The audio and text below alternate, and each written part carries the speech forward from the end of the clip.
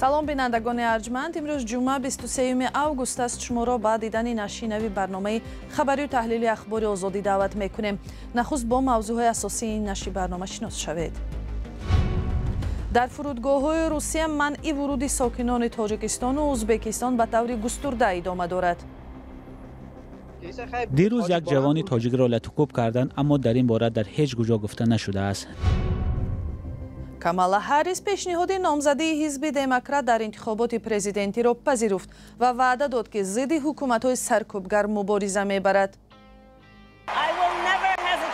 ва ман бо диктаторҳову золимони мисли Ким Чен Ун ки дар талоши эҷоди равобит бо Трамп ҳастанд муомила намекунам. ба зан ки мумкин нест, ба мард ҳам манъ аст. дар ӯзбекистон як мардеро боздошт ва $400 ҷарима карданд ки ҳиҷоб пӯшида буд. вале барномаро аз хабари гаравгонгирӣ дар як зиндони Русия шурӯъ мекунем. мақомоти рус гуфтанд имрӯз дасти кам 4 маҳбуси зиндони низомаш сангини шаҳри Суровикини вилояти Волгоград чандин корманди зиндонро гаравгон гирифта, шуморе аз онҳоро куштаанд.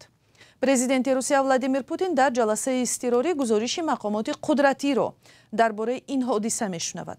дар бораи он чӣ ки мегузарад хабарҳо зиёд ва пароканда ҳастанд.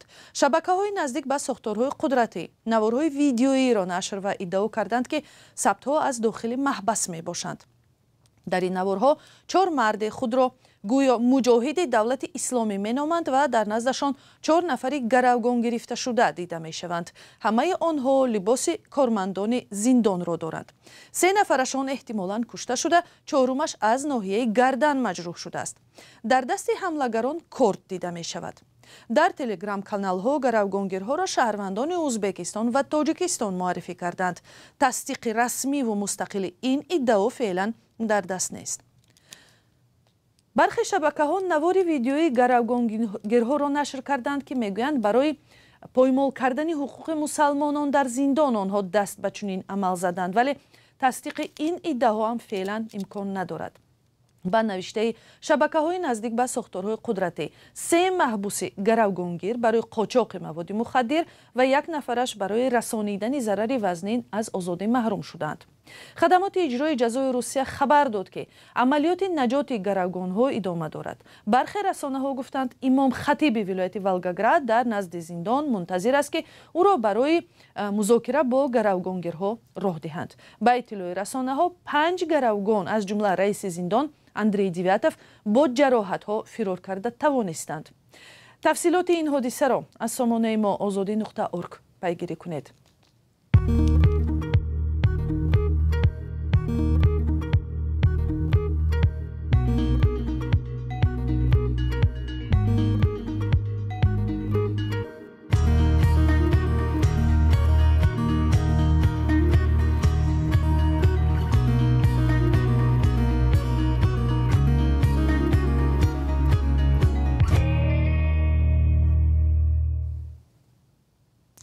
даҳо шаҳрванди ӯзбекистон дар як фурудгоҳи пойтахти Русия банд монданд.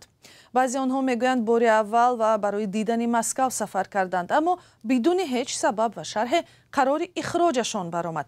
яке аз онҳо ҳозир шуд мушкилоти муҳоҷирони банд мондаро дар фурудгоҳи Шереметьево бигӯяд. ӯ дар бораи мушкили шаҳрвандони Тоҷикистон ҳам гап зад. гузориши телевизиони Настаишия времяро Каюмарсиато тақдим мекунад. моро таҳқир мекунанд, дар сардӣ нишаставу мунтазирем. шаҳрвандони ӯзбекистон вазъи худро дар фурудгоҳи Шереметьевои Москав ҳамин гуна тасвир мекунанд. онҳо мегӯянд ки мақомоти Русия бе ягон далел онҳоро ба ин кишвар роҳ намедиҳанд. ба нақли як зодаи ӯзбекистон ки ба Москав рафтааст, онҳо дар фурудгоҳ бо таҳқир рӯбарӯ гашта ҳадафи бадрафтории нирӯҳои амниятӣ қарор гирифтанд. ба қавли ин мусоҳиб, баъзеҳо бозгашти худро чанд рӯз мунтазир мешаванд, аммо онҳоро аз толорҳои интизорӣ берун намебаранд ва бо хӯрок ҳам таъмин нестанд. дар баробари ин кормандони фурудгоҳ ба суолҳо ҷавоб намедиҳанд, дағалона рафтор мекунанд ва соатҳои дароз мусофиронро тафтиш мекунанд. шоҳи мардон Муҳаммадов гуфт бо як сафари хидматӣ ба Русия рафтааст. ӯ дар ватанаш кори хуб дораду мехост ки дар Москав 1 моҳ бимонад. нақша дошт ки барои кораш таҷҳизоти лозимро бихарад ва ҳам 1 бор шаҳрро тамошо кунад. هنگام گذشتن از نظارت مرزی او را برای سنجش علاوگی فرستادند. شاهی مردان تقریباً 10 ساعت منتظر ایستاده است. با او سوالهای زیاد داده تلفنش را تفتیش نمودند و درباره نزدیکانش پرسپاس کردند. مرا تخمینا ساعتهای 9 و یا 10 بیگاه دعوت کرده گفتند که دیپورت کردند. من 9 سحر به فرودگاه رسیده بودم. پرسیدم برای چی؟ در جواب گفتند برای چی؟ من دیگر بار سبب پرسیدم. آنها باز همان جواب خود را تکرار کرده از پیشم رفتند. پس آن باز ساعت 2 شب به اتاق بازپرسی دعوت نمودند. اگر دانه در زندان ها برای چین کردن قد دستگاه دارند، با استفاده از آن عکسم را گرفتند، آب دهانم را گرفتند. به سوال من چرا، آنها جواب دادند که همین طور. در اول به ما گفتند که 10 سال به مسکو وارد شدن نمیتوانیم. ما بار اول به مسکو آمدیم، یگان جنایت صادر نکردیم، ولی آنها ما را مسخره میکنند. در سردی نشستیم. در اینجا کره‌گی ها، فرانسوی ها و قزاق ها هستند. آنها را اجازه درآمدن میدهند. چرا ازبک ها را دیپورت میکنند؟ تاجیک و قرقیز ها را نیز دیپورت میکنند، اما اساساً ازبک ها را نمیمانند. به حساب شاهی مردان محمدوف در فرودگاه حدود 70 شهروند ازبکستان بازداشت شدند. درخواست او برای صحبت با سردار نظارت مرزی رد کرده شد. وی گفت که مسافران امکان خوراکخوری نداشتند. حتی آب جوش را خریدن نه همیشه امکان پذیر بود. بسیاری ها به گفته مصاحب ما در روی فرش خوابیده و کسل شدند و اینچنین شاهد خشونت نیروهای امنیتی گردید. دیروز یک جوان تاجیک را لطوکوب کردند، اما در این باره در هیچ کجا گفته نشده است، زیرا آن جوان تاجیک میترسد. او گفت چیزی نمیگوید، زیرا تهدیدش کردند، تلفن‌هایش را شکستند. من گفتم بیا در این باره نقل کنیم، گفت نه، میترسد. با آنهایی که نو می آیند فقط 1 روز خوراک داده می شود. آنها باید از کجا غذا گیرند و از کدام حساب زندگی کنند؟ اگر آنها برای پول کار کردن به اینجا آمده باشند، در اینجا 2 شیرک 300 روبل، در بیرون باشد 10 روبل. اگر آب نوشیدنی باشه نیم لیترش 300-400 روبل. شما تصور کنید، برادرم یک چایnik چای را برای عوض 70,000 سوم خرید. شاهی مردان میگوید مجبور شد به روزنامه‌نگاران مراجعت کند، زیرا زمانی در فرودگاه بودنش کوشش نمود که با مقامات ازبکستان تماس بگیرد، اما از کسی پاسخ نگرفت. مهاجران چند کشور آسیای مرکزی از جمله تاجیکستان از حق کار در شرکت‌های تاکسی و خدمات اجاره ماشین با راننده در ولایت لنینگراد روسیه محروم شدند. در این باره امروز مقامات ولایت لنینگراد خبر دادند. آنها گفتند این قرار به شهروندان کشورهای عضو اتحاد اقتصادی اوراسیا دخل ندارد، ولی شهروندان ازبکستان، تاجیکستان، مولدووا و آذربایجان نمیتوانند چون راننده تاکسی در ولایت لنینگراد کار کنند. پلیس از اجرای این دستور نظارت میکند و برای سرکشی از اجرای قرار جریمه کلان پیش بینی شده است. راننده های رسمی تاکسی از کشورهای مثل تاجیکستان تا 3 ماه مهلت دارند که قرارداد کار با شرکت را بکار کنند. ای هموطنی عزیزتر از جان، ای یوسف امروزی کنعان، بیرون ز وطن چی حال دارید؟ بیا و از روزگارت ما را آشنا کن. بینندگان عزیز، اگر شما دور از تاجیکستانید و از نازکی‌های مهاجرت آگاه هستید و می‌خواهید دیگران نیز بدانند، پس این برنامه برای شماست. روزگار مهاجر، مطابق شوی به محیط نو، قصه‌های انسانی و سبق‌های حیاتی. کامالا هاریس که در انجمن حزب دموکرات نامزده رسمی حزب را برای پیشبری به پرزیدنتی پذیرفت، وعده داد که پشتیبانی همپیمان‌های ایالات متحده آمریکا را ادامه داده ترامپ را برای حمله به ارزش‌های دموکراتی تنقید کرد. در سخنرانی که شب گذشته در جریان انجمن حزب داشت، هاریس گفت در کنار اوکراین می‌ایستد، با نظام‌های خودکامه مبارزه می‌برد و در صورت پرزیدنت شدنش از منفعت همه آمریکایی‌ها دفاع خواهد کرد. و اینچنین ترامپ را برای تلاشی به هم زدن نتیجه‌های انتخابات و هم تهدید او برای ترک عضویت ناتو محکوم کرد.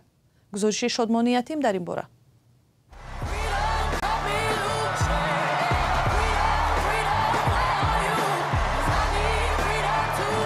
جلسه روزی آخری انجمن حزب دموکراتی در شیکاگو و کامالا هاریس در مرکز توجه.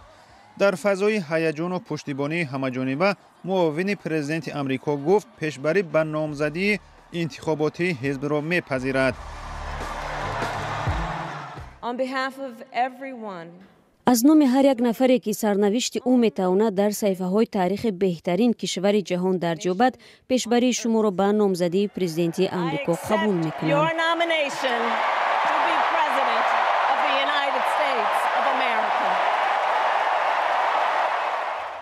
هریس از مهمترین سمت‌های سیاستش گفت و رقیبش سابق پرزیدنت دونالد ترامپ را در چندین مورد از جمله شیوه مناسبتش با متفقان آمریکا تنقید کرد.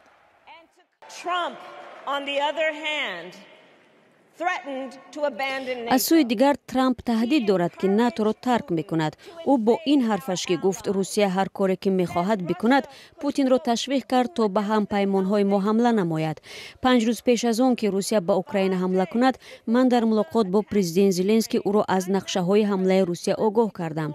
من در سفربرکنی کمک و جلب یاریهای 50 کشور برای حمایت علیه تجاوز پوتین مساعدت کردم. در کنار اوکراین و هم پیمانهای ناتو محکم میستم.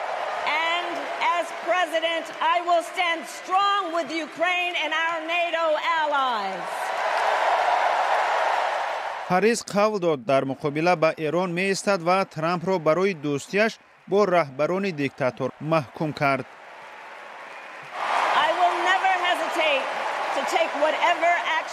برای حمایت از نیروها و منفعت‌های ما در مقابل ایران و تروریستان مورد حمایت ایران هیچگاه از هیچ عملی که ضرور است پرهیز نمی‌کنم و من با دیکتاتورها و ظالمانی مثل کیم چن اون که در تلاش ایجاد روابط با ترامپ هستند معامله نمی‌کنم، چون که آنها خوب می‌دانند که با خوشامد و لطف از او آسان می‌شود استفاده کرد. آنها می‌دانند که ترامپ رهبران خودکامه را به جوابگری نمی‌کشد، چون خودش یک خودکامه است.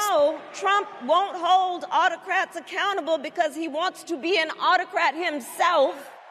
معرکه تبلیغاتی هریس یک ماه پیش در پی از رقابت کنار رفتن پرزیدنت جو بایدن سر شد. سخنرانی او هم برای نمایش کارنامه و هم نقشه های بعدیش مهم دانسته می شود. یک تحلیلگر سیاسی گفت این چیز برای آبروی پرزیدنتی هریس هم ضرور است. Voters who are not familiar with her رای دهندگانی که با او آشنا نیستند میخواهند ببینند که آیا او واقعا هم میتواند پرزیدنت باشد؟ آیا او توان صحبت و مکالمه با آن رهبران خارجی را دارد که همپیمان امریکا نیستند؟ مثلا با یک قطار کشورهایی که ترامپ با آنها معامله خوب دارد، هریس شیوه سخت‌تر را انتخاب کرد که کمی کمکش کرد. And so I do think that helped her stylistically. هریس اینچنین در مراجعت به همه دیگر گروه‌های سیاسی در آمریکا وعده داد که از حقوق و منفعت‌های آنها حمایت می‌کند و با این دیگر بودنش از ترامپ را نشان داد که تلاش کرده است نتیجه‌های انتخاباتی سال 2020 را بازبینی کند. همکنون هریس و نامزد به مقام معاون او تیم والز 2.5 ماه وقت دارند تا در آستانه انتخاباتی ماه نوامبر دل آمریکایی‌های بیشتر را به دست آورند.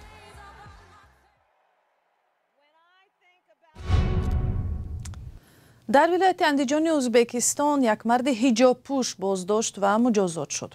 این مرد به علاوه حجاب در رویش نقاب یا خود ماسک طبی هم کشیده بود.